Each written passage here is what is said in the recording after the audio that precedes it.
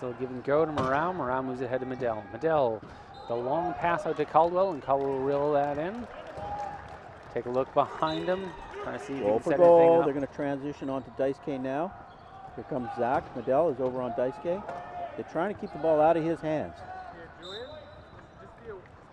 He is one of the best three-point players in the world, as Zach Medell is one of the best 3-5s in the world. Daisuke. Top of the key. Gets hit by Medell. Finds a lane through. Up by 1. Cody Caldwell does a give and go with Miranda Belitsky. She'll set up a pick for him. There he goes. Caldwell, long ahead of Morale, who's wide and clear, and he'll come across. A lot of this game is spacing, and you can see how easy it is to score when you space the floor properly. Here we go.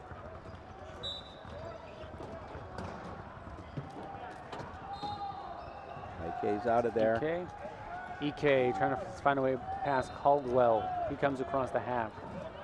Caldwell gets a light knock on him. Got to be careful. Don't want to go back across.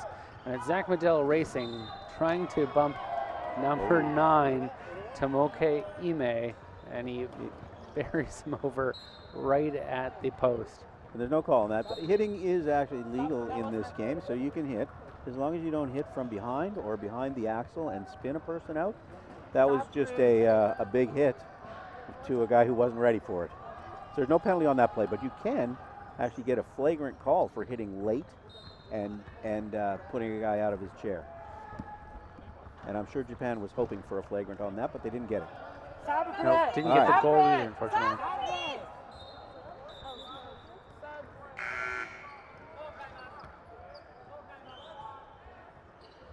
Substitutions. Team Japan jockeying early. Taking off number 9, Tomoke Ime. They stay high-low, but they bring out number 22, who's a 1-5, who's a pretty decent player. And Canada has brought out Patrice Simard and Trevor Hirschfield, a 1 and a 1.5, to go with Zach and Cody. Zach Medell tracks it down. He's double-teamed in the corner. He takes a timeout. Took a timeout because he was stuck in the corner. If he gets pushed out of bounds, it's a turnover. Probably a decent timeout to take. They get 4 timeouts in a game that they can call from the floor, and the bench can also call 2 during the game. But the bench can only call them in a stoppage of play. Into Zach. You'll notice them dribble the ball. They have to dribble or pass every 10 seconds, just so you're aware that there's a rule like that. Isn't that just for high pointers? That's for everybody. Caldwell comes across. Caldwell comes across. We got a tie game. No turnovers yet. Now they're doubling up on IK. IK with speed across the half. He's got Medell trailing him. Won't be able to find him before he comes across. Daisuke is one of the few people that can beat Medell down the floor, so they have to watch him on the give and go. They got a little fooled on that one. Caldwell looking for the inbound. He finds Trev Hirschfield. Hirschfield back to Caldwell. Nice little give and go. Trevor takes out Daisuke. Caldwell get over half. Caldwell carefully across the half. Gets a bump from behind from Daisuke. Back to Zach. Zach Medell at the top of the perimeter. Find some room around Kotaro Kishi, and he'll come in for a nice goal. They're just going to trade goals, so they keep trading back and forth. Daisuke's inbounding, so they really have to watch the give and go on this one, where Daisuke just inbounds and goes. Oh! Daisuke threw the pass a little too high. It went right over EK. That was off Japan, and that's going to be a turnover. Canada looking to take their first lead of the game.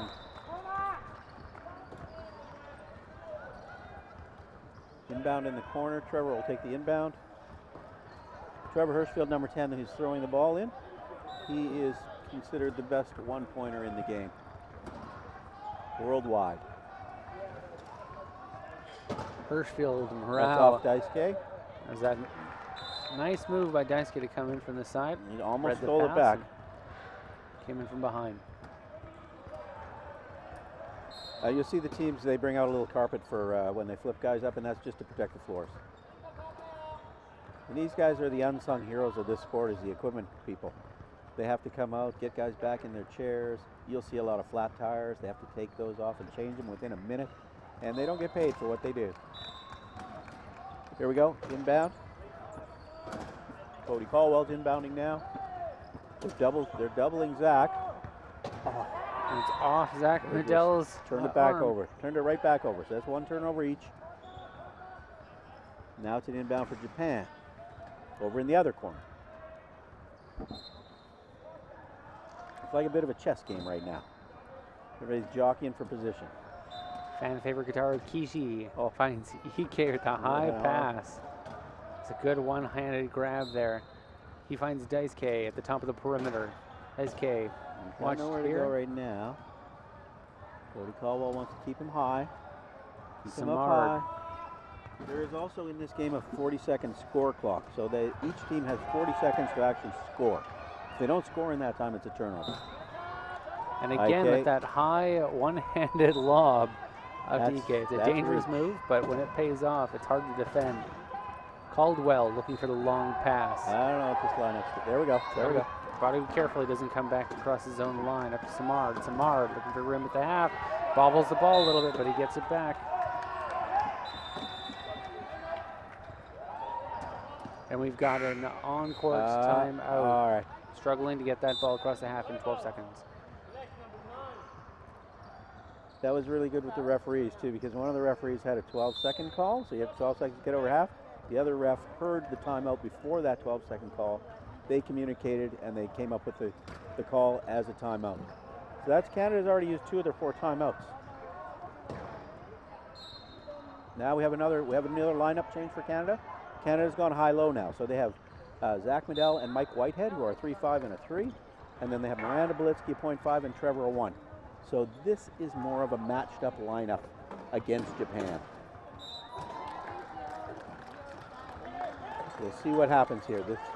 This should probably be a better matchup, but we'll see what happens. Japan has really improved over the last 3 years. Ike finds Daisuke across the line, and he gets a nice clean one. Hirschfield taps him on the way by. Just make sure he knows he's there. Into Mike Whitehead. Whitehead Medell's gone. Kishi. There we go. The long pass. This is the difference that happens with these two on the court. They can throw long. Now they're trying to match up with Daisuke and Ike again. They're trying to defend him. Or Matsu. Heel man to Ike. Ike rather. Ike trying to spin around from Medell. And yeah, low pointer will try to pick somebody off. Good move up to Daisuke. Daisuke watched here by Medell. Here comes Ike though. Medell showing a lot of patience to not get his hands in. Don't want to get called on the illegal use of hands. And Mike Whitehead did get called for the illegal use of hands. Mike Whitehead is in the penalty box now. The penalty in this game is 1 minute or until the other team scores. And what they will do is they will trap Mike Whitehead in the penalty box before they score, so that when he comes on the floor, he's either trapped or he has to call inbounder. But they didn't get there, so they let him on the floor. I'm not sure what was going on there. Oh, equipment. Daisuke's got a flat, I think, or an axle. Something's wrong with the wheel. I didn't hear a pop. I didn't hear a pop either, and I didn't even hear an equipment call, but we're getting there. No, we didn't. Nobody was touching their shoulders. And once again, the equipment guys, that's their job.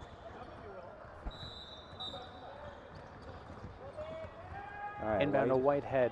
Whitehead at his own line. Whitehead with speed. He comes around. Speed and power. Ball moves up to Medell, and Medell will come across the line. Still tie game. Norimatsu looking for the inbound. Oh, we got nice read at Daisuke. Daisuke gets hit by Hirschfield, and he loses his tire. Equipment.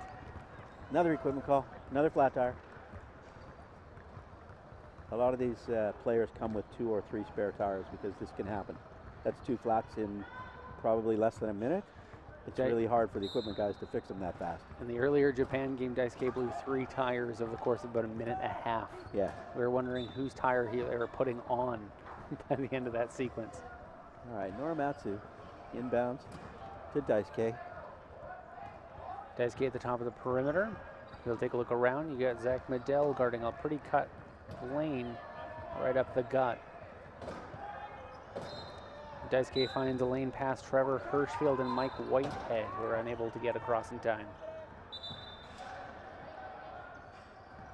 Mike Whitehead was trapped, so he called inbounder. Whitehead inbound. Long bomb up to Medell. Careful there. He got the timeout before he went out of bounds, but that's three timeouts for Team Canada. That's 3 timeouts they've used. That one was unforced. It was just not the best pass. Mike Whitehead, one of my favorite 3.0s in the game. He's very strong, so his hits create some of the best photos you're going to see in the sport. He's a very smart player too, and he's one of the best.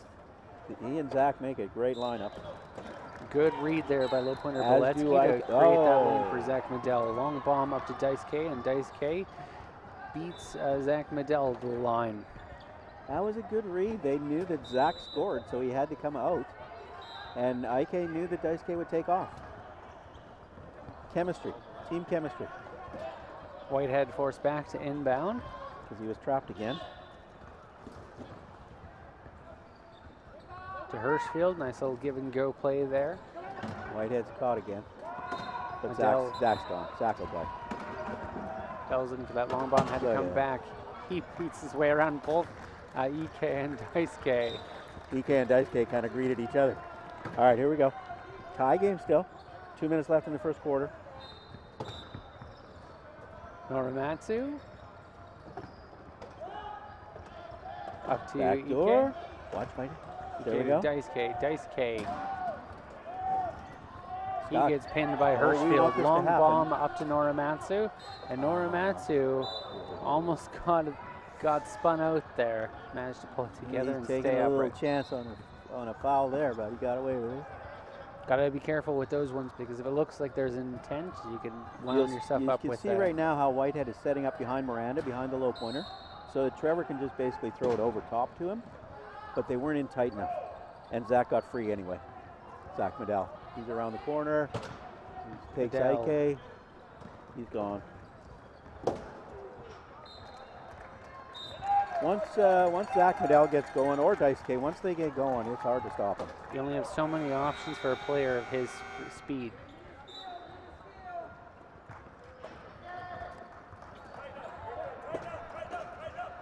Norimatsu looks to inbound. Continues it up to Ike. Up to Daisuke. Daisuke looking for a little room, trying to find a way around Hirschfield.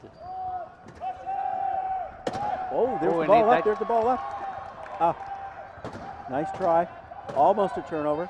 Almost good play from Medell to tip that ball. And shot clock's down to 20, or the score clock. Ike. Good long pass up to the other Ike. That reach is unstoppable in many cases. All right, now Whitey's covered by Ike.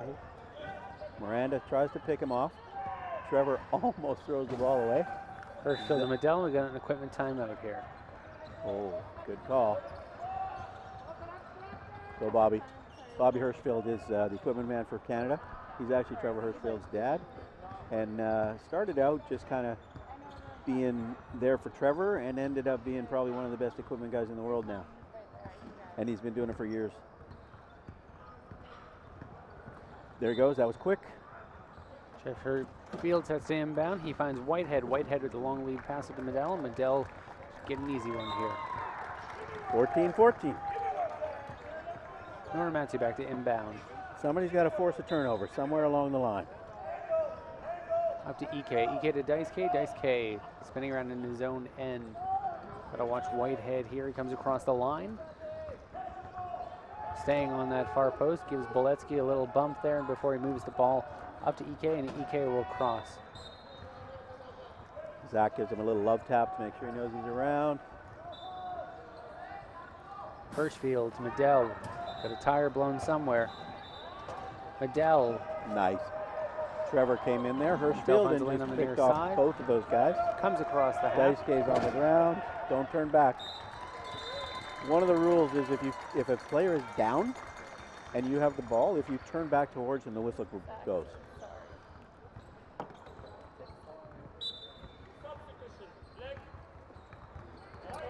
Substitutions. Canada is making substitutions, so they're bringing in Travis Morale and Cody Caldwell, and they're taking Mike Whitehead and Trevor Hirschfield out. So again, they're going with a little bit of a balanced lineup here. Japan makes no moves. Ball to EK, back to Daisuke. Daisuke looking for a little bit of support. They're playing goal for goal right now, so I don't know. They just have no need to sub. But they can get tired. Daisuke up top. They're making him work. They're making him work. And that's part of the goal in the first part of the game, is to just make Daisuke work. Hirschfield. 8 seconds on the score clock. EK finds his way around Boletsky, and he gets a goal. He didn't do it. He's not in.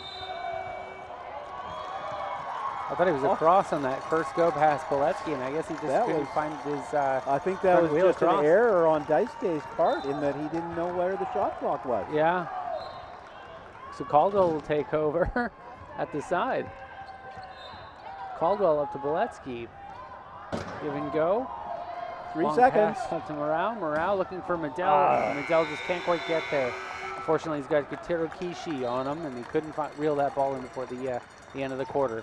I think we have the wrong score on the screen. It's 15-15 at this particular point. It looked like it was 16-15 on the screen, but it's 15-15. We've got Caldwell here with that long pass, and you'll see Kishi just clip Medell a little bit and keeps him from getting there quite in time. So we're going to break at the quarter here. We would like to thank some of our sponsors. We'd like to thank, of course, BC Wheelchair Sports Association and the Canadian Wheelchair Sports Association. They are responsible for organizing and putting on this event. They've been tied to it since 2004 when it was incepted. We'd also like to thank the City of Richmond. Richmond Sport hosting Richmond Olympic Oval. Richmond Oval is now home to Rocks, the most interactive sports attraction in North America. You don't want to miss out on the exhibition of sports simulators, interactive challenges, and displays. And of course, we'd like to thank Via Sport. They're putting on our webcast today, and they're also responsible for increasing awareness, opportunity, and participation in sport across the province. We will be back in just a moment. Once again, I'm joined by Duncan Campbell. We're tied up at 15, and we'll be back with you in just a moment.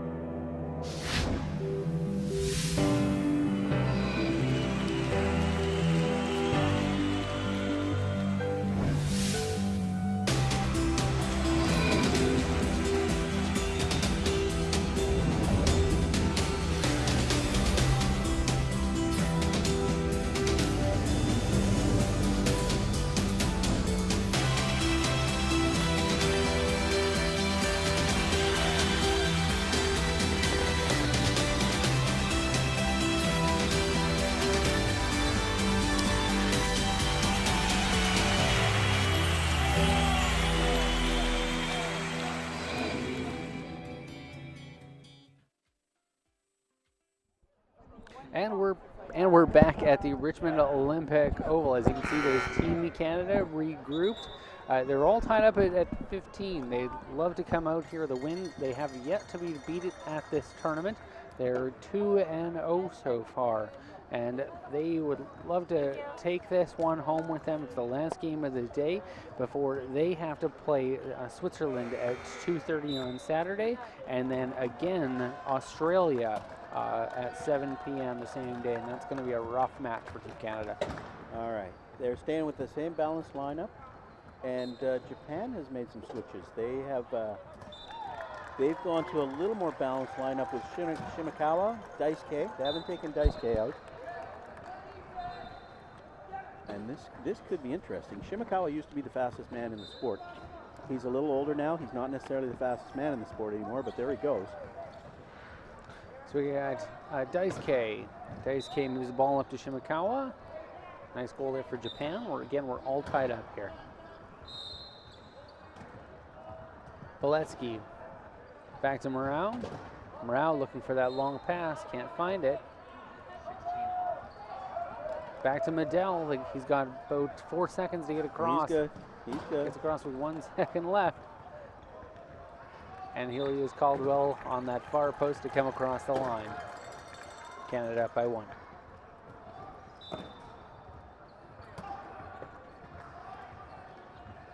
All right, Canada's up by 1. There's Shimakawa. Shimakawa trying to find a way around Caldwell. He's got Medell on him. Got him. Active Daisuke. That's what we want. Daisuke with a long throw, and he will find number 9, Moke Ime. That is actually what Canada wants to do defensively, because there's a good chance that one of those long bombs are going to miss. Force those dangerous passes. They Caldwell. They want to get the ball out of Daisuke's hands so he can't just wheel up the floor. Caldwell at the long end. Beletsky looking to set a pick for him. He's got a lane, but it's right off the gut, and he gets caught on the far side. All right, so he knocked one of the Japanese players out of bounds, which is a foul. So now they're 4-3. That's called a bufu in rugby terminology. In other words, Caldwell knew that the guy was too close to the line, so he just hammered him. He went out of bounds. Yeah. Bufu. So now Japan's shorthanded. Caldwell. They're going to set up to make him call inbounder, maybe. Yeah, they are. Okay. Yeah. So they're making a .5 inbound. So that cuts down on the range of the inbound by quite a bit. Now that Wakayama has to inbound, they're going to try to tie up Ike here and try to force a turnover. And there's Beletsky. She almost got her hands on that ball. So that was close, and this is exactly what they want to do. Because the low pointer can't get it far enough for Daisuke down the floor. Wakayama has to take it so on they the have side. a deep threat. They have a deep threat. He could maybe bump it. Nothing's happening. There we go. We've got a player timeout. They had to take a timeout because he had nowhere to go. Japan burning their first of the game. They have 4, so that's not a big deal for them. And it looks like major substitutions. For both clubs, I can see Mike Whitehead's going to be coming back out with Trev Hirschfield. All right, so they're going back to the high-low. Daisuke stays in the game with the other Shin, number 11. He's been playing for a long time. And a lot of these players, they come into the States to play. They come and play in the U.S. Club League because the competition level is quite a bit higher, and they learn to play better there than they can in their own country. So Daisuke and Shin have both done that. Daisuke often playing with the Seattle Slam Club, and the last played year or for two. the BC provincial team for some time as well. He did play for them for one year.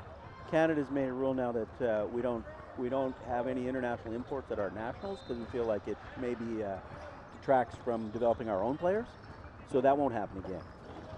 He can play with BC in club tournaments though, and has. Good move there. Medell finding Whitehead on the line. Canada up by 1. Still trying to create those elusive turnovers that they need to get ahead far enough. There's a deep ball. Ike, long bomb up to Nakazato. He gets there before Whitehead does. Hirschfield to inbound. Nakazato has an interesting little nickname. It's called Frogger. Here we go. Tie game. Medell at the top of the key. And tries to find a way Whitehead is around in. and moves it to Whitehead. Whitehead's got some room. He's strong enough to make the turn and score. It's part of his impact. He's so strong he can push right through another chair. Oh, they want the ball into that guy's hands. They want the ball outside of Daisuke's hands, which they've done. And now they need to put some pressure on and see it out. Daisuke's out. That's probably going to make the difference. Nakazato to Ike. Pardon that, to Daisuke. And good patience there by Kano to just stay turtled up and allow people to shove him across the line. Whitehead finds Medell in his own end. And Medell's got gonna go. Hirschfield with him. Medell and Daisuke in a foot race, and eventually Daisuke will rather back away than risk the penalty on the play. All right, Kano's inbounding. Moves the ball up to Nakazato. Nakazato gets a little bump from Medell. Moves the ball up to Kano. And Kano across to Daisuke for the goal. It was a perfect example of how easy this game can be when you space the floor properly. Just tic-tac-toe, and that's a goal. Now, Japan has decided that they're going to play a sort of a key-up defense, it's called. So they're going to back off and see if Canada can beat this defense. And Canada did. Quite readily. Fairly quickly, yeah. Nakazato moves it up to Daisuke. Daisuke moves his way around Valetsky, didn't see which side he was on, and he'll come across for a goal. With Daisuke Valetsky, the only thing she can do is take a guess which way he's going to go and turn that way. She guessed wrong. Here comes Zach Medell. He's got Hirschfield behind him. Again, Japan has decided to use this key-up zone defense, and Canada just turned the ball over. Put the ball right in the hands of Kano, and he moved the ball up to Daisuke, and Daisuke will take a look behind before scoring. That was an unforced turnover too, because it was just a pass that was supposed to go to Whitehead, but it was let go of before Whitehead was clear. All right, here comes Medell. They're going to do it again now. Japan probably feels like this is the best defense because they've created that one turnover. Medell finds a lane on the far side.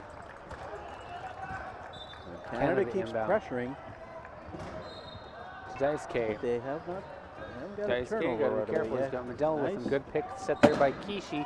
Ball moves up to Kano, or Nakazato rather. Nakazato finds Daisuke on the perimeter. Now Canada will move back to the same kind of defense. They'll move into a little bit of a zone. And they'll wait to see if anything happens. Medell will stay high, but he'll get picked out. And there's the play. Daisuke finding number 6, Kazuhiko Kano, sitting on the line. Canada needs a little intensity on defense, I think, at this point. Hirschfield looking for Medell. Medell will come all the way back to take the pass. Medell waits for Hirschfield to set a pick for him. He does. He's gone. 3-on-1. Medell with a lot of room on the near side, thanks to Mike Whitehead. I think Canada just has to turn up the intensity on defense, and they're kind of just going through the motions right now to a degree. Canada Daisuke, he moves the ball. Now, here's something with it, looks good. Nakazato moves the ball up to Daisuke. Daisuke playing head-to-head with Medell for much of Canada's defense. 15 seconds on their score clock. They got to start moving it pretty fast. Valetsky's got the corner covered. Trevor's cut him off from going around. Daisuke, Four. I think the ball was off of Zach Medell, but That's it won't a matter shot for clock. much. That's a score clock violation. Turnover to Canada. And we have substitutions on both ends of the court. So Canada has gone to Zach Medell, Ian Chan, Patrice Dejeunot, and Trevor Hirschfield. So that's kind of a bit of a high-low. It's 3-5, 2-5, 1-1. And Japan has gone back to the high-low they started the game with. Medell looking for some room in the near side. He gets blocked off by Ike and tries to put the ball to Chan. And I think so Ian was getting pushed out. He was getting boo-fooed, and he called a timeout before he got out. But that is Canada's last timeout. we got a replay of this here, and the ball just went right off the back of Ian Chan. So the timeout was a bit of a saving grace for Canada there. It was. He was getting pushed out of bounds. He wasn't ready for that. Hirschfield looking for some help. He finds Medell. Medell on the top at the perimeter.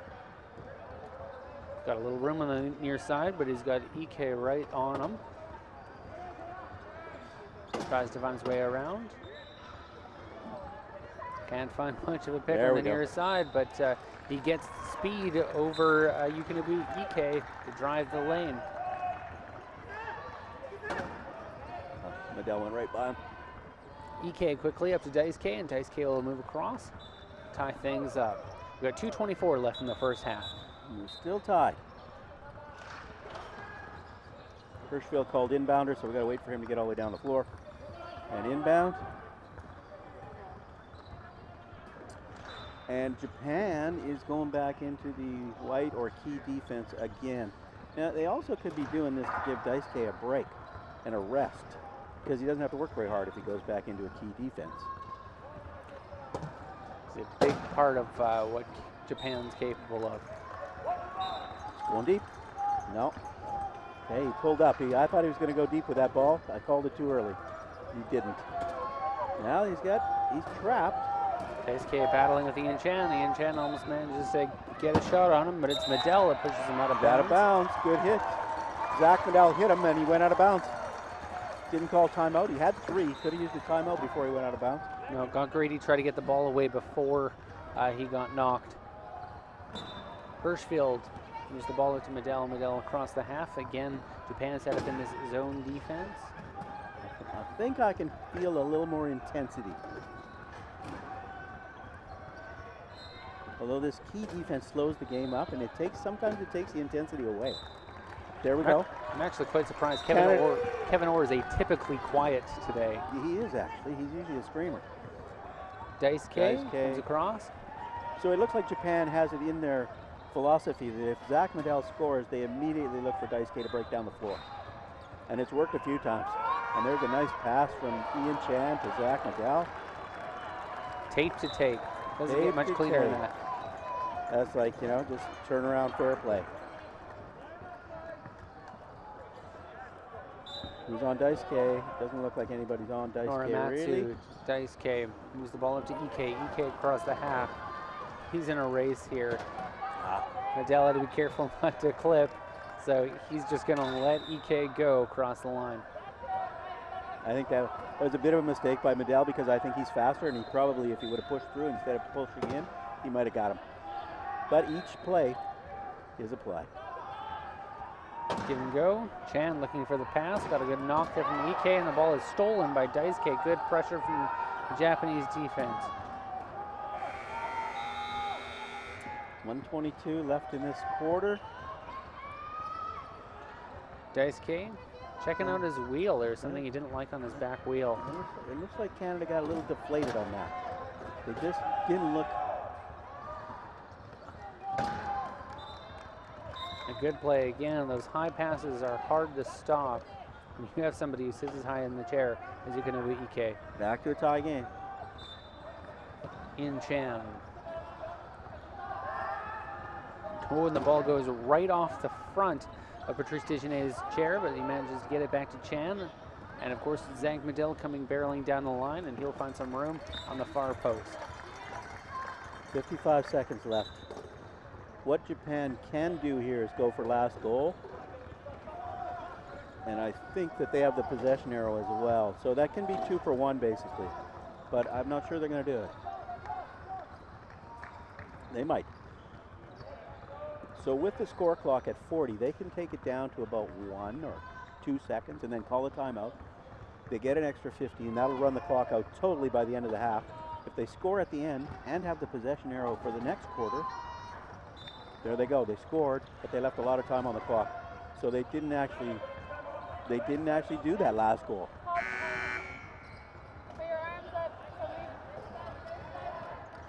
A little bit of confusion about inbounder here.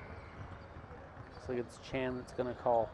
It looks like maybe we got subs or a timeout. Bench time out. I didn't see the club, but I assume from the positioning that I'm going to say Team Canada. Canada called a bench timeout with 29 seconds left. They have 2 of those. So basically they have 1 bench timeout left, and that is the end of their timeout. They're going to substitute for this last 27 seconds in a tie game. They will definitely run it down to the last goal of the half because they don't have the possession arrow. It's going to be Cody Caldwell set to inbound. Give him go to Boletsky. He'll move the ball up the floor. Caldwell on the far side. Long pass tipped there by Ike, but Medell gets his hands on it. 15 seconds. There they go. 11. Medell finds someone in the near side. Again, patiently. 6 seconds left.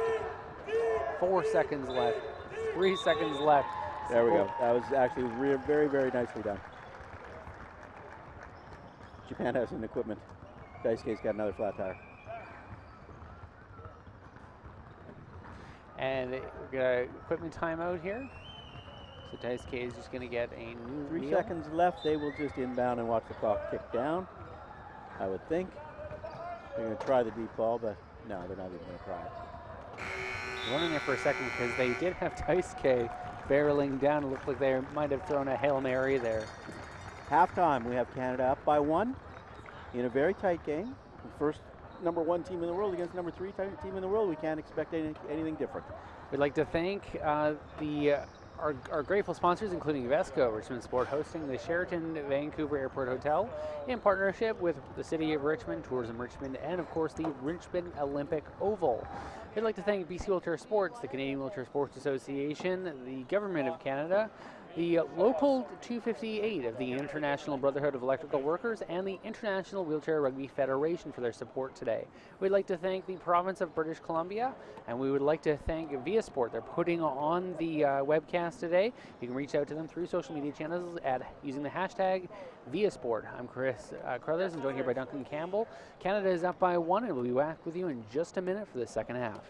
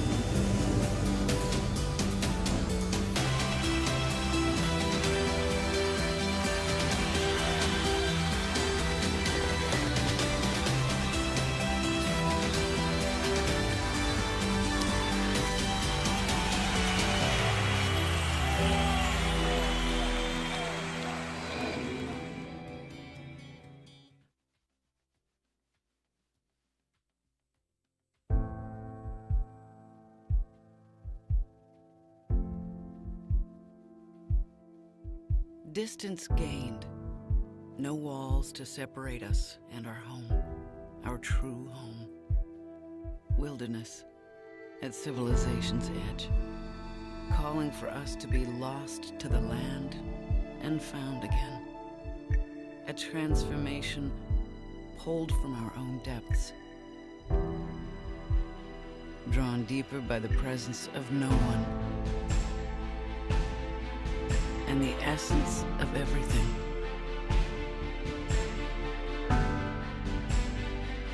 Mother Nature's timeless masterpieces, stretching past the sky and the edge of the world, calling us to explore supernatural British Columbia.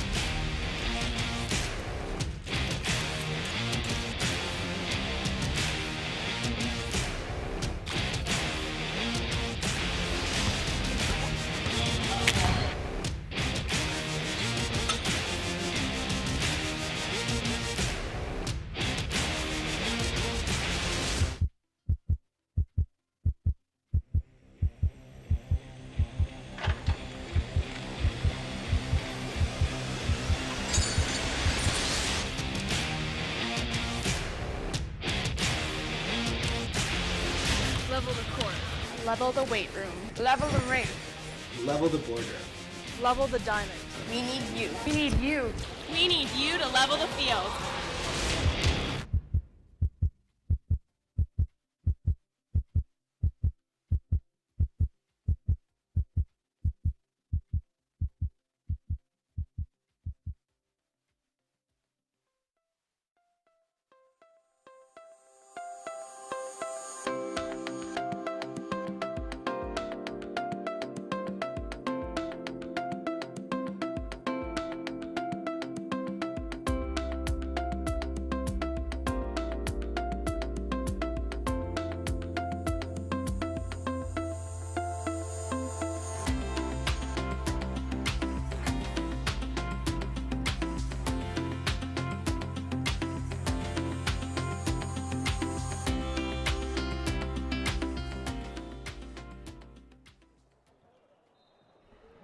Hi, I'm Chris Crothers. I'm joined here by Duncan Campbell. We're about to begin the second half of this game between Team Japan, ranked third in the world, and Team Canada, ranked first in the world.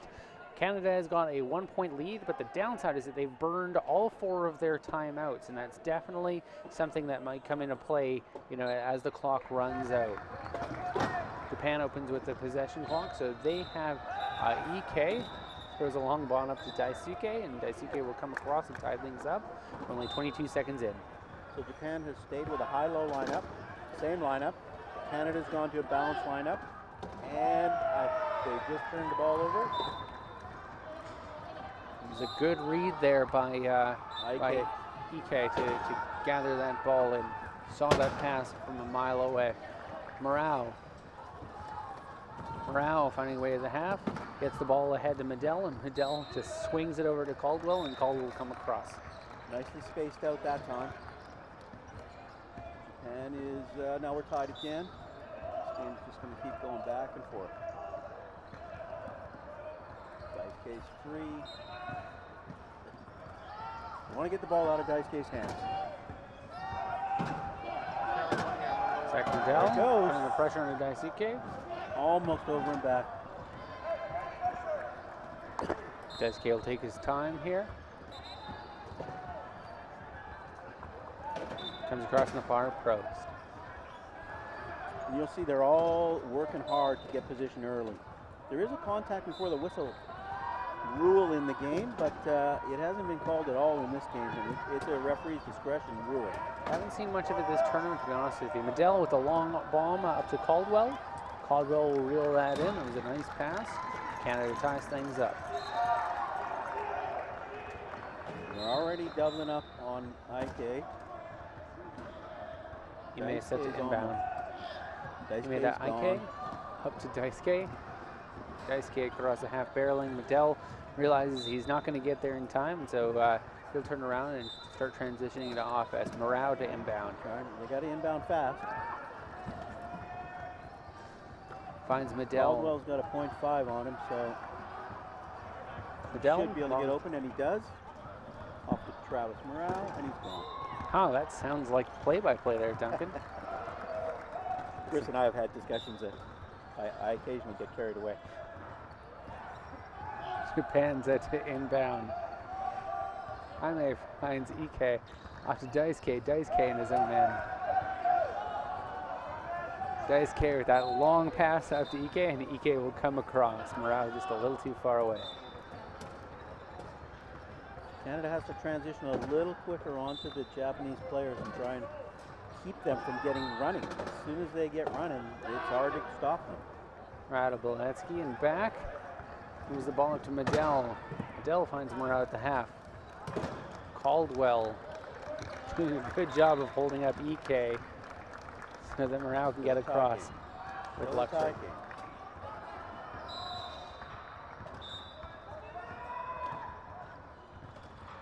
Ball moved inbound. EK to Daisuke. Daisuke trapped in his own end. Takes a look, wants the screen of Wakayama. Wakayama pins off Cody Caulfield at the top of the perimeter. He's going to throw a nice high pass up to EK and across. Ball to Morale. Morale forward to Caldwell. Caldwell reels it in off the front of his chair. That was a nice catch. Morale did well not to go over forward on that suicide pass too. He really got hammered. Here comes EK. EK pinned in by Morale. Morale doing a good job here, tying him up. And Japan's going to have to burn their second timeout. They have 2 more, but they have burned 2 now.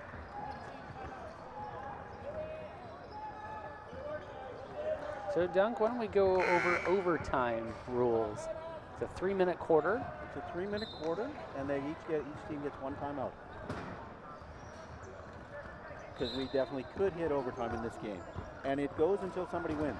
So if it ends up tied at the end of the first 3-minute period, there's another one. Starting to look that way. The only thing that Japan does not have going for them is that they're not playing that long bench. You're seeing either Daisuke or EK out there pretty much the entire time. Absolutely true, although Canada also has played Medell the whole game. Everybody else has switched off and on, but Medell has played the whole game. Medell's what, 23? Yes, he's very young. Yeah. So, and he's in good shape. There goes Daisuke finding his way around Medell. And in between, Canada's gone back to a high-low with Whitehead and Trevor Hirschfield back in the game with Medell and Belitsky. So it's high-low against high-low. Whitehead gets some room to move. Hasn't got any help. Whitehead long pass it to Medell. Medell backs up. He spins around, breaking away the check from EK. Being watched by EK, gets that ball ahead to Whitehead. Dangerous pass, but Whitehead manages to reel that in and get possession before he crosses. All tied up. We got 4:47 left here in the third quarter. EK back in his own end, gets a bump from Trevor Hirschfield. Comes across the half. Good hit there by Whitehead right as the pass was occurring. Daisuke barreling up the far side, and he gets stopped by Miranda Boletsky. Moves it in, and he'll find EK right on the line with a nice fast pass.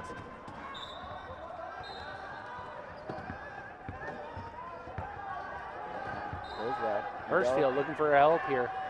Medell has to come all the way back, and it's Mike Whitehead who's got pressure from 2 Japanese defenders. He's got Kishi and EK's arms in. All back to Medell. Medell has to get this across the half, and Hirschfield cannot get possession there, so it'll roll out of bounds, and Japan has an opportunity here. And that is where those timeouts come into play. They didn't have any left, so they had to throw the ball. They had to try and get over half in 12 seconds, and they didn't make it. Good work there by Boletsky. Had her hand on the ball there, EK. I think we have an illegal use of hands here.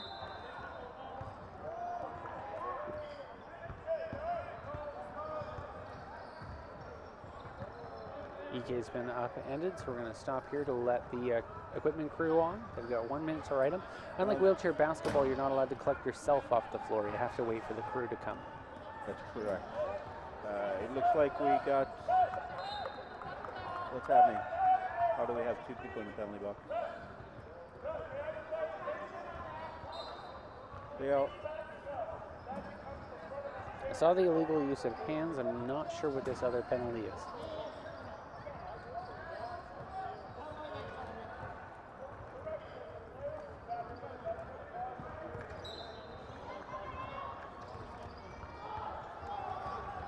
I'm not sure what the call was. I know the first call was illegal use of hands, but we ended up with 2 people in the penalty box. I think they may have called I don't know, a hit from behind when Nike went over. I think it was a hit from behind. Or was complaining that it was actually EK backing up that caused him to go over. Daisuke in the perimeter. This could be a major factor in the game too, and it's always difficult when a referee makes a call that might actually determine the outcome of the game. Daisuke Here we to EK. go. So he's going to score. One guy comes out. Dell calls to inbound, and Hirschfield will stay in the box. And Belitsky will get the give and go. Dell to Boletsky. Dell went to the wrong pressure. side. Oh, on the arm. He takes a penalty. That was not the smartest move by IK. You have to show patience, especially when you've got your hands in on a low pointer. She doesn't have the pass anywhere but behind her. He just evened it up. Letsky will inbound, looking for a little help. There's nobody there.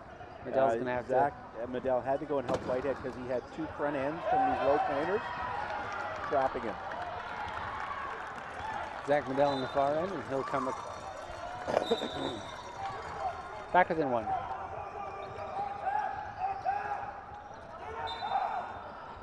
Ike to inbound. Ike after Daisuke. Daisuke watched by Beletsky. Daisuke gets hit there by Medell, moves it across the line up to Ike, and Ike will cross. Pardon, Ike will take his sweet time, have a discussion with the Japanese bench, and then we'll cross.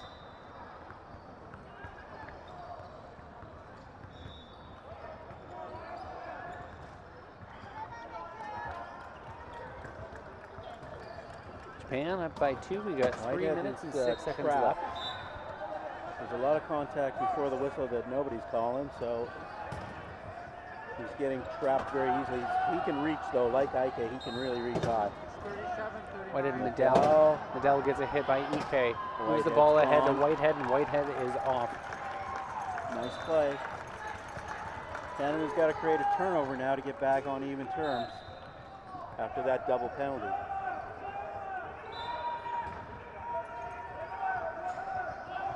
Norimatsu inbounds to Daisuke. Daisuke in his own corner.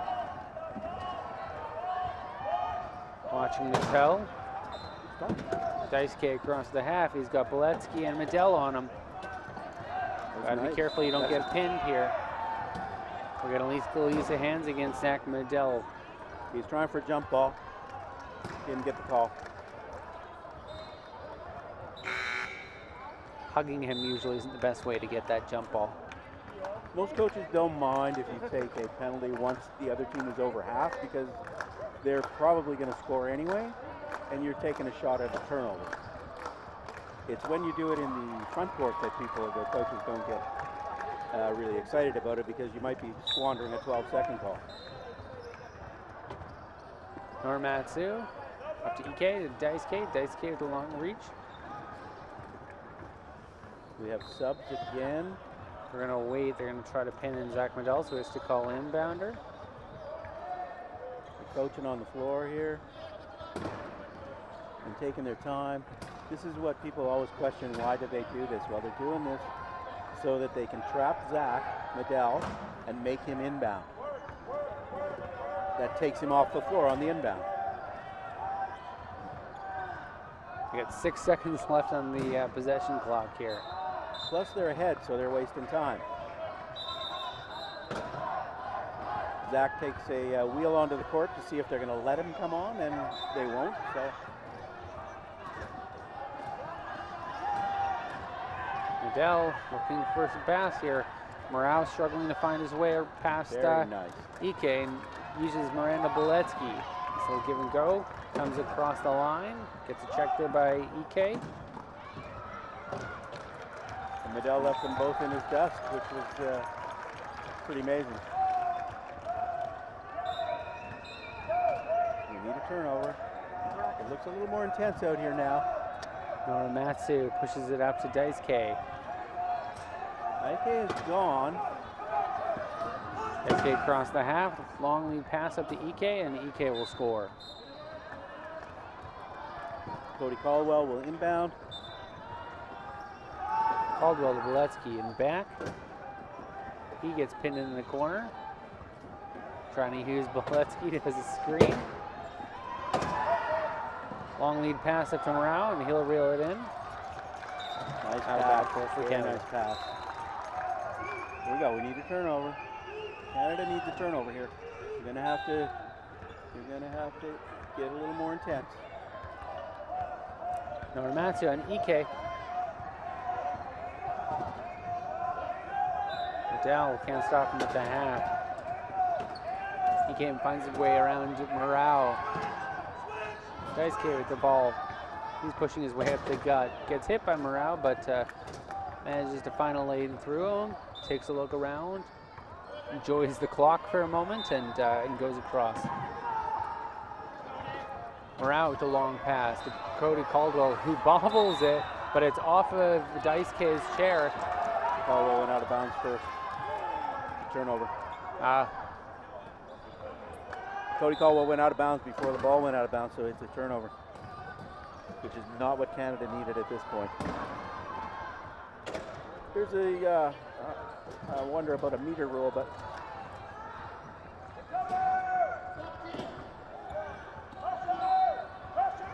okay, so we've got Daisuke find the lane on the near side. He'll come across. Up by 3.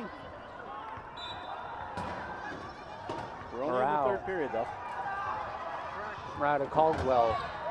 He's pinned in by Kishi and Ike. Looking for a little help. Morale on the wall. He gets the ball in. Same defenders. And the ball is stolen by Ike. Canada with no timeouts. Couldn't find their way out of that situation. Ike gets the ball. Top of the perimeter. He'll circle back. That's Norimatsu set as a screen. Daisuke's got room. Finds his way around Caldwell and holds until there's 1.1 seconds left. I think they're just going to let this go as 0.6 seconds and end the third quarter here. Canada's down by 4 with 1 frame left to go. What do you think, Doug? Oh, I think as I've been saying, they got to turn up the intensity on defense and quit creating turnovers. But that lack of timeouts has become a problem now, and that's what happens in this game. If you run out of timeouts, you end up in sticky situations and you make mistakes. Culture rugby is definitely a game of errors. Teams tend to score on their possession, so every error you make stacks up against you. Especially they made a lot early and had to burn those timeouts, and they've put themselves in a tight hole at this point because even if Japan gets stuck in their own end, they still have 2 timeouts left to burn and at to this get level, across that half. At this level of play, at the international level of play, 1 turnover can create the difference in a game, and Canada's now had probably 4 or 5 in this game. Japan's had a few too, but Canada's definitely had more, and that's not the way to win a game at this level. Definitely not. But they have a quarter left, and I've seen games where there's been major turnarounds of more than 4 points. So we'll see what happens in the fourth quarter. I know that their coach is getting a little more passionate as the game goes on, as he's a bit of a yeller, and he was kind of quiet in the first half, but he's starting to get into it now. Yeah, it's unusual to hear Kevin Orr quiet in a game. He doesn't tend to scream at his players. He doesn't tend to yell at referees. He just keeps hitting them with same phrases like work and push and move, and just recognizes when players maybe don't notice the situation that they're in. There, of course, you can see the busted out panel on the Richmond Olympic Oval sheet right on the bench in front of us.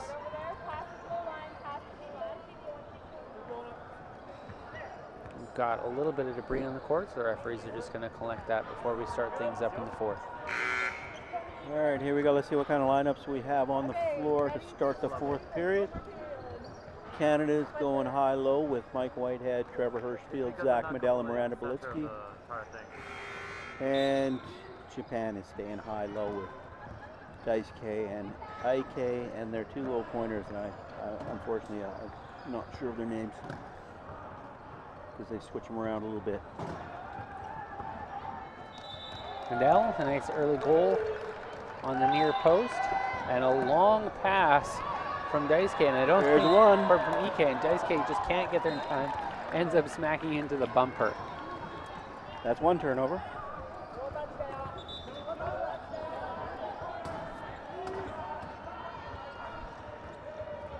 I mean, really, that's the best way that Canada can get them, because it doesn't create an opportunity for Japan to use those timeouts. That's 42-44. The score on your screen isn't correct right now. It's 42-44.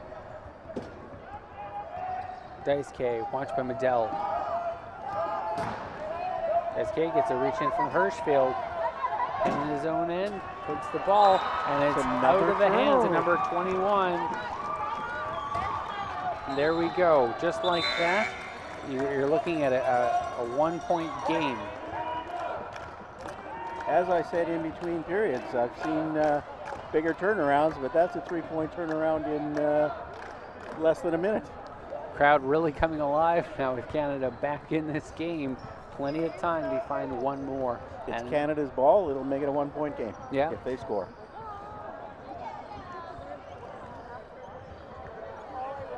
Probably a good timeout by the Japanese coach just to calm his guys down, because they just both of those were unforced turnovers.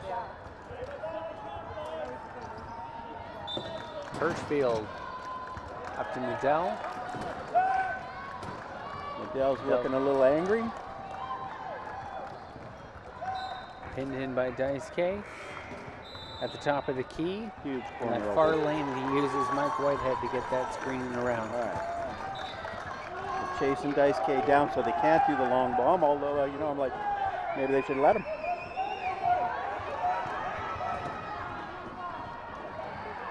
Good hustle there from Daisuke.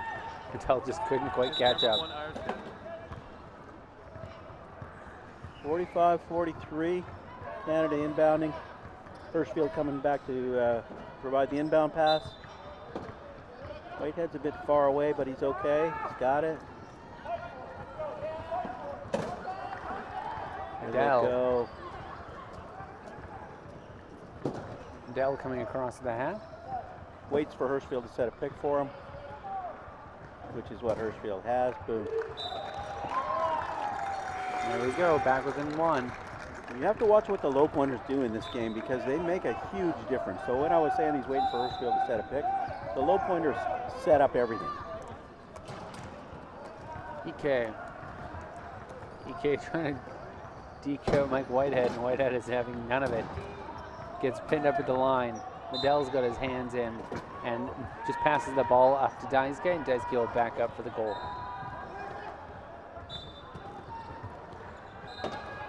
Trevor Hirschfield looking for a little bit of help.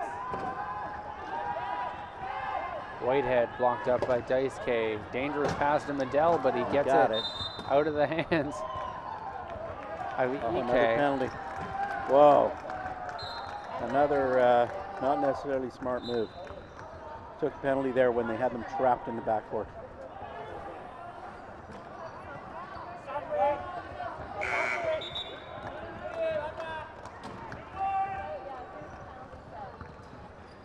A good opportunity for Canada here. They'll want to get a goal and give themselves enough time to force EK to inbound on that pass on the next play. Medell comes across the half. He's got Whitehead if he needs him wide open. Got a 2-on-1 here on Medell. Whitehead, he spins around Norimatsu. Dribbles the ball, passes it off the back to Medell.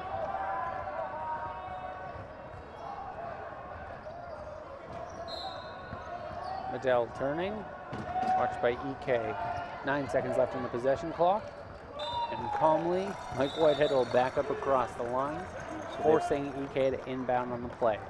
Well, he's got to go to Daisuke, who's open. EK finds Daisuke. Medell and Whitehead hit him up. And we got a race here. It's Norimatsu who bests Mike Whitehead. Good hustle there by the 1.5 Seiya Norimatsu to get that ball before Mike Whitehead found him. He's another very, very good low pointer, Norimatsu. One of the best. Hirschfield to Whitehead. Whitehead watched here by Daisuke. Gets the long feed up to Medell. Medell calmly across the line. 1 point game, 47-46 for Japan. Norimatsu. Again, that high one-handed pass, so hard to block to EK. Moves it up to Daisuke. Daisuke on the far side, he's got Mike Whitehead on him. Gets a bit of a bump there by Medell, but it's not enough to stop him from going across the line. Still lots of time left in this game, 5:25. Hirschfield looking for that inbound pass.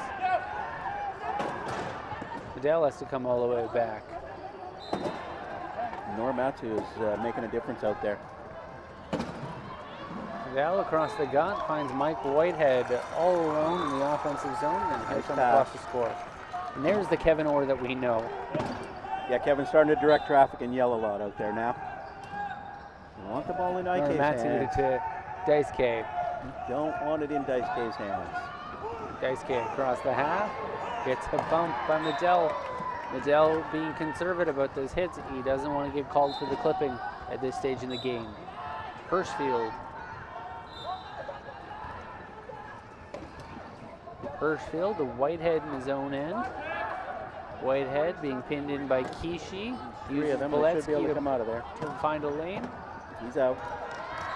He's out across the half. Top of the key, not a lot of options there for EK. They want to force the ball into IK's hands. They don't want it in Daisuke's. Norimatsu Norimatsu is looking for Daisuke first. moves the ball up to EK. It's okay, that's okay. EK spins up to Daisuke. Japan will respond.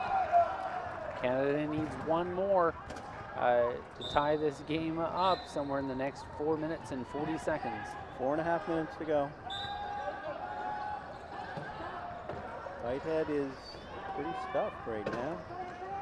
But Medell is out and Whitehead is gone. Whitehead. He'll hold the ball, look for a little help. Dribbles, moves to Medell. Medell at the top of the perimeter. Medell circling on the far side. You see Hirschfield go in there and set that pick? You could drive a truck through the hole he created. It's well done. He had nothing on the near side. Well, they've forced IK into inbounding now. This is a good thing. They've got him. He gets bumped up on the line. He's got Hirschfield trying to push him out of bounds. Gets a knock from Whitehead. A lot of pressure. And they're another forcing of their Japan timeouts. to burn one of their 2 remaining timeouts. They only have one left now. Canada's starting to put the Jets on a little bit here. They have turned up the intensity on their defensive pressure, and it's making a difference.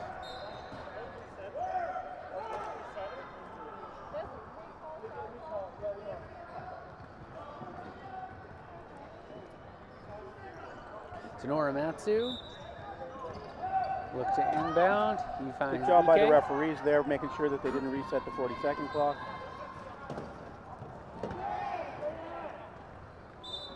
EK across the half.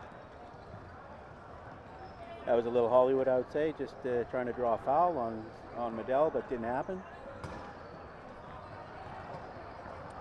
Equipment guys are out there. He could use a little break, too. Get a little rest with only 4 minutes left in the game. Definitely. All right, here we go.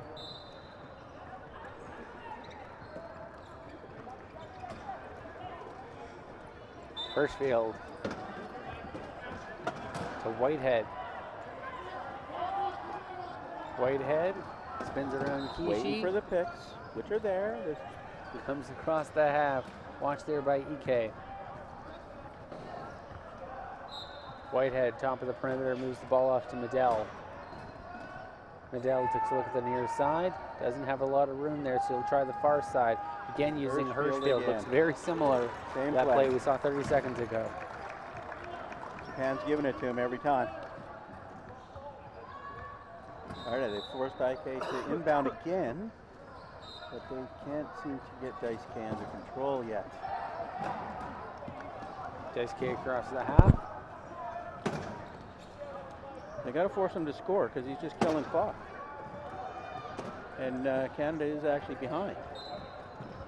Whitehead. I think a penalty goal. Here we go. All right, he scores.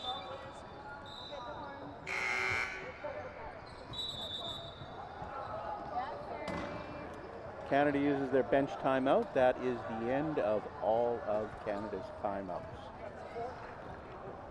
Looks like they've done that to get some subs in. Or possibly, you know, just to get Ike and Daisuke a little bit of rest with 3:20 left. Well, Canada wouldn't do that, though. It's a Canada timeout, so they've done it to get subs in. And they probably, unfortunately, they are giving Ike and Daisuke a rest. But you can see Ike, he's breathing hard over there. Yeah, they've And, even got... you can't see him on the screen right now, but you can see the Japanese staff with the fanning. Ike with a towel, Daisuke with a towel. They got to be tired, but they've played a great game up to now. They're up. They're up by 2. I don't think they've ever beat Canada in the past, so we'll see what happens here. Caldwell. Very different lineup out here right now. Caldwell, Samard, Hirschfield, and Medell.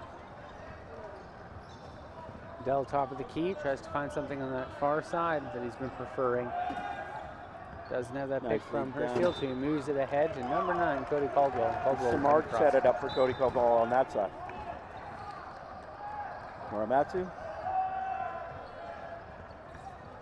Duncan, I believe I worked the game with you in 2012 when Japan upset the United States for their first international defeat in a long time.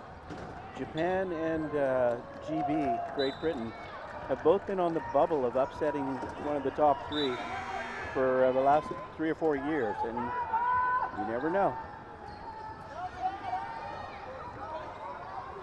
Zach Medell across the half.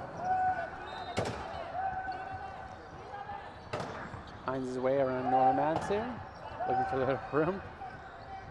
Bobbles it when he's just trying to get a dribble in, and he'll come across on the near side. All right, let's get some defensive intensity going here. They've got to keep it out of it. Well, they've got Daisuke trapped now. Oh, and They've got him trapped. almost pushed him out of bounds there. Medell stays on him. Ball moved ahead up to Ike. It's close. Ike's got Caldwell on him. He spins away from the check. Samard's in on it as well. Daisuke, top of the perimeter. He'll burn a little time before coming in right up the gut.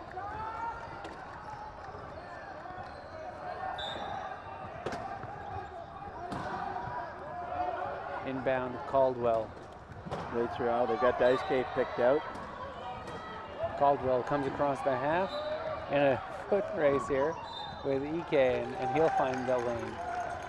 All right, here we go. And they've got to deny. This is the big factor in this game is they got to deny this inbound to Daisuke. What happened? They called something.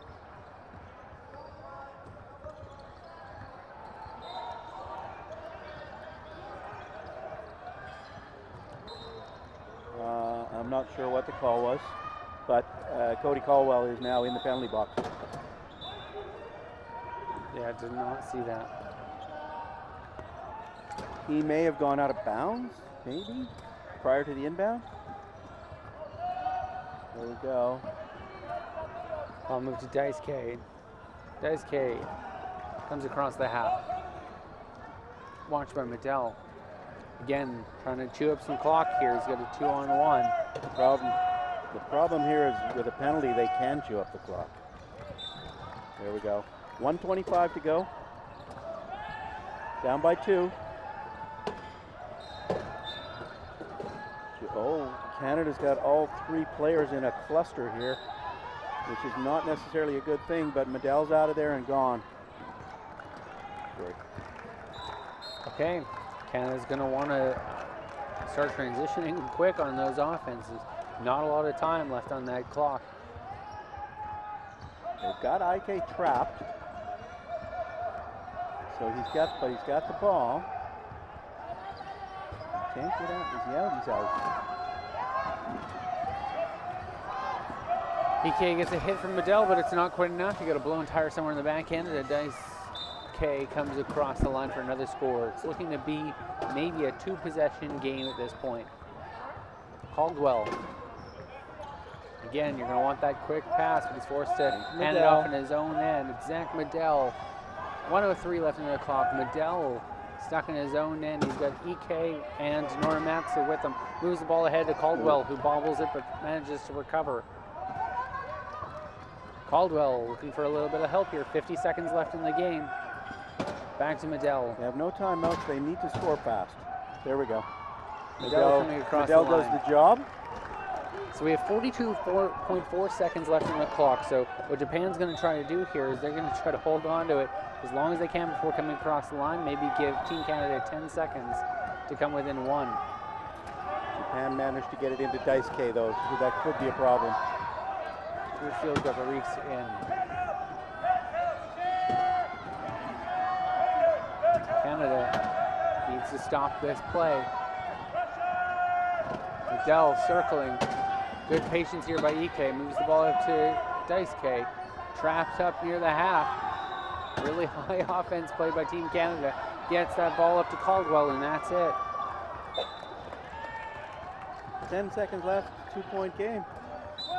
Canada looks like they may not pull this off, but it's never over till it's over. Caldwell across the half, puts the long ball up to Caldwell. Unfortunately, it's not enough. He can't bring it in. It's over. Out of bounds, 2 seconds left. Japan's inbounds. Looks like Canada's going to lose this one. Japan's going to win. This is a round-robin tournament, so at the end of the next 2 days, it'll be a win-loss record that determines the overall winner of the tournament. Canada's now 1-2, lost 1.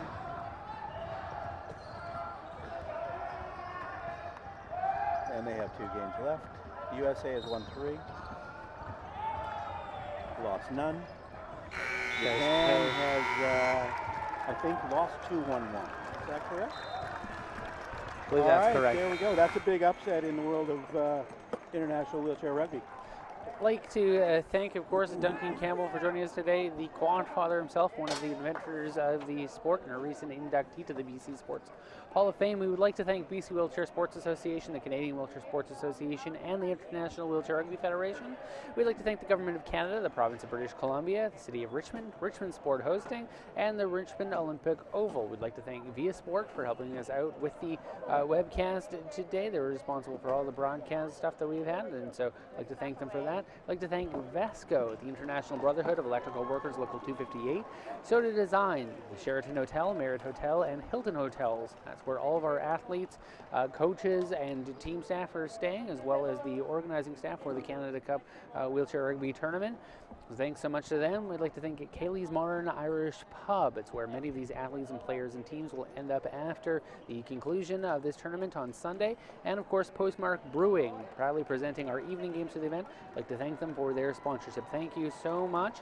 And we will see you tomorrow morning when we resume with USA playing Switzerland at 10 a.m. I'll be back with Tim Frick, one of the most decorated wheelchair basketball coaches of all time, and at noon for the Australia versus GB game, and also at the Japan versus Sweden game. You can find more information at CanadaCupWCRugby.com. Thank you so much. You can watch the archives at viasport.tv/media. Thanks so much, and we'll see you soon.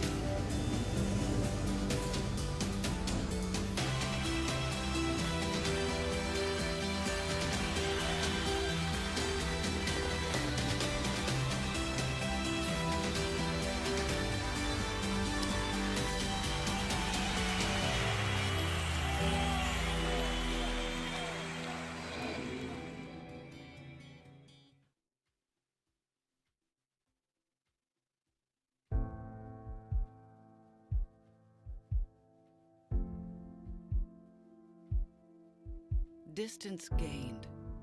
No walls to separate us and our home, our true home. Wilderness at civilization's edge, calling for us to be lost to the land and found again. A transformation pulled from our own depths, drawn deeper by the presence of no one and the essence of everything.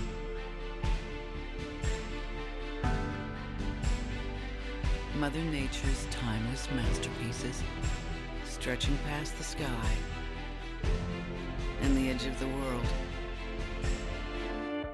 calling us to explore supernatural British Columbia.